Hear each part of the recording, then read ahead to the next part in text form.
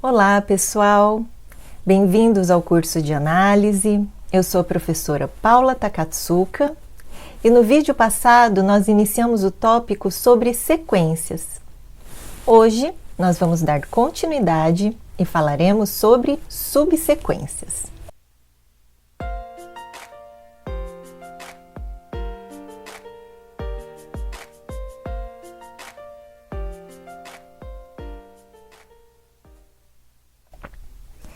Assim como nós temos a noção de conjunto e subconjunto, existe também o conceito de sequência e subsequência.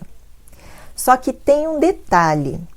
Lembram-se que sequências possuem tantos termos quanto são os números naturais, ou seja, possuem infinitos termos. Lembrem-se de que sequências são subentendidas como funções com domínio nos naturais. Então, para que uma subsequência seja ela mesma uma sequência, ela deve ter infinitos termos. Temos aqui a definição.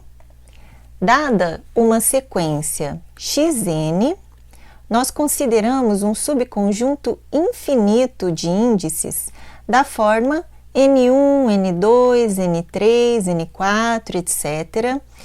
Infinitos deles, dispostos de maneira ordenada e crescente. E assim, a sequência obtida da forma xn índice k para k, variando de 1 a infinito, vai ser então uma subsequência de xn. Então, alguns exemplos de subsequências que nós podemos dar. Se a gente considera, por exemplo, xn, a sequência de números naturais. Então, seria a sequência inicialmente indexada por n, que seria, então, 1, 2, 3, 4, 5, etc. A gente pode, por exemplo, considerar a subsequência apenas dos naturais ímpares. Então, nesse caso, a gente considera a sequência xn subíndice k, indexada agora por k, por esse subíndice, onde cada xnk vai ser 2k menos 1. Agora, para k indo de 1 a infinito. Então, nesse caso, se a gente for listar esses elementos dessa subsequência, nós teremos, então, 1, 3, 5, etc. Então, dessa sequência original aqui, indexada por n, nós extraímos uma subsequência aqui, que seria esse elemento, esse, apenas alguns deles, desde que esses alguns elementos ainda sejam infinitos elementos. Um outro exemplo simples, né, que nós podemos dar é se a gente considerar aquela sequência alternada, né, menos 1 elevado a n, que nós vimos no vídeo passado. Então, inicialmente ela é indexada pelo índice n. Então, seria aquela sequência que alterna entre menos 1, 1, menos 1, 1, etc. E nós podemos, por exemplo, tomar a subsequência apenas dos expoentes pares, por exemplo. E aí, nesse caso, a subsequência que a gente vai obter dessa sequência alternada vai ser a sequência constante igual a 1. Então, nesse caso, a gente vai tomar a sequência yn subíndice k, agora indexada por esse subíndice, onde cada nk é da forma menos 1 elevado a 2k, por exemplo, para k variando de 1 a infinito. E aí, nesse caso, a sequência que a gente vai obter é a sequência constante igual a 1. Então, dessa sequência alternada, inicialmente indexada por n, nós obtemos essa subsequência constante. A gente só considera esse elemento, esse, e assim todos os elementos de expoente par. E agora nós vamos ver alguns resultados sobre subsequências.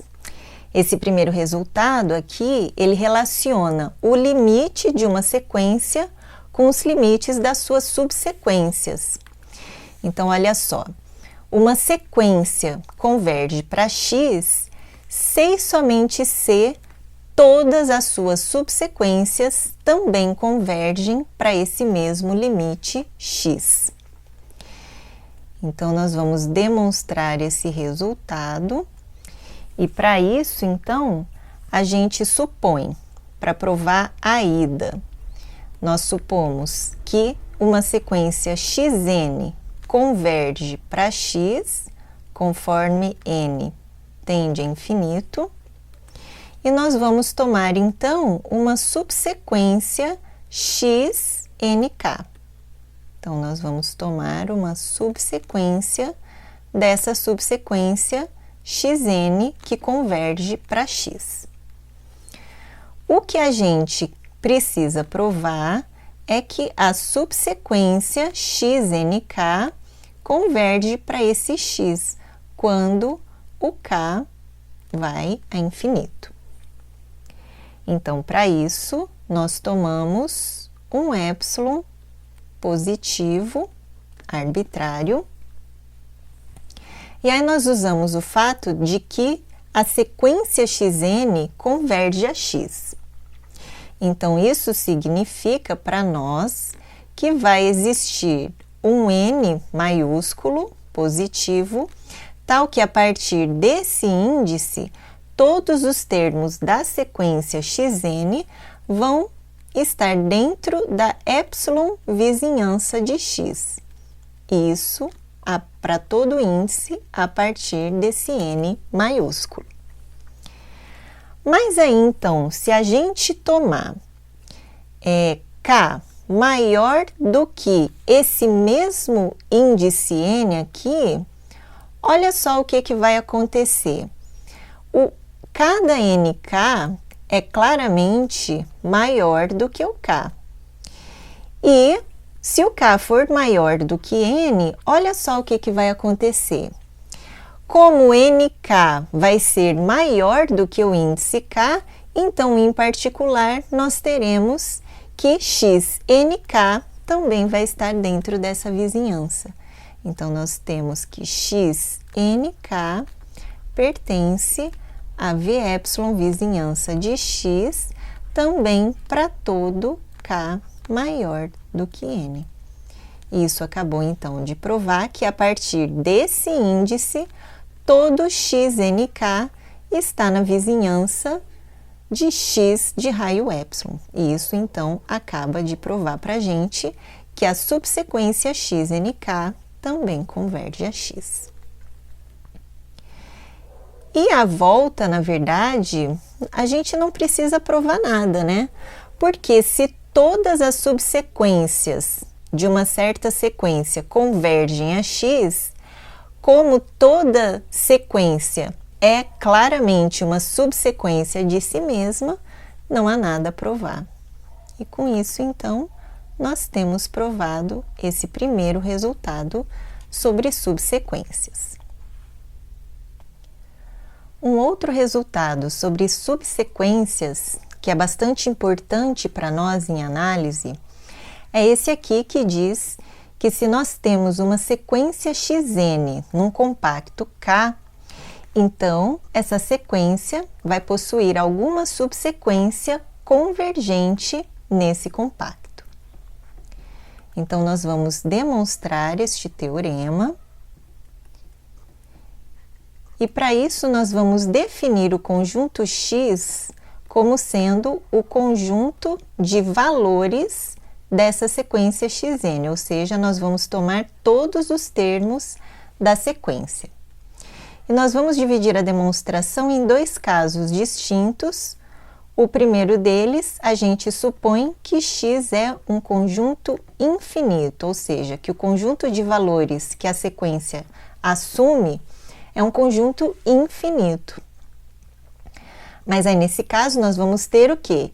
Que X é um conjunto infinito dentro de um compacto.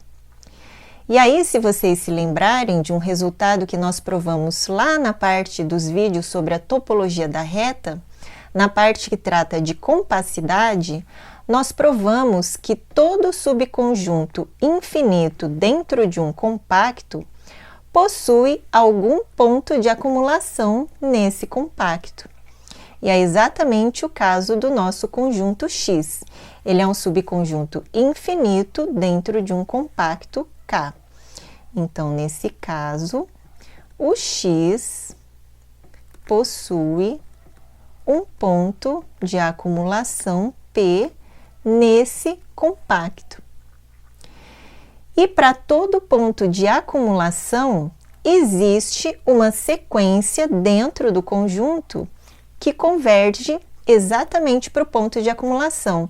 É o que a gente provou bem no vídeo passado, que se nós temos que P é um ponto de acumulação do conjunto S, então existe uma sequência nesse conjunto que converge para esse ponto de acumulação P.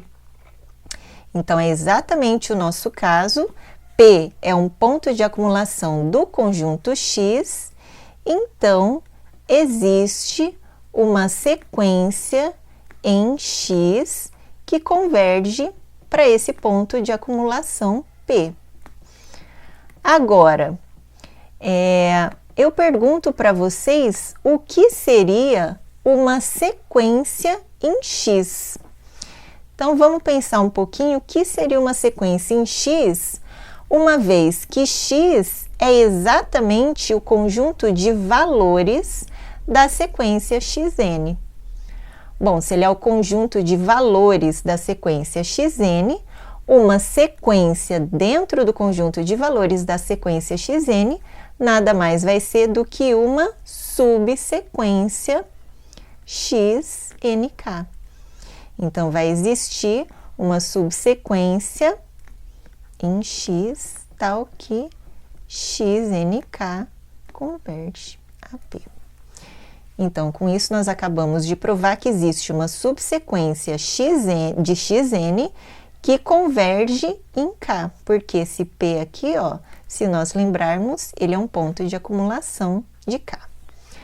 Então, esse teorema está provado para o caso em que um conjunto de valores da nossa sequência for infinito. Então, agora, resta a gente provar para o caso em que esse conjunto de valores da sequência Xn for finito. Mas nesse caso aqui é até mais simples, né? Por quê? Se o conjunto de valores que a minha sequência assume é um conjunto finito, mas os termos de uma sequência são infinitos, isso significa que infinitos destes termos dessa sequência são iguais entre si.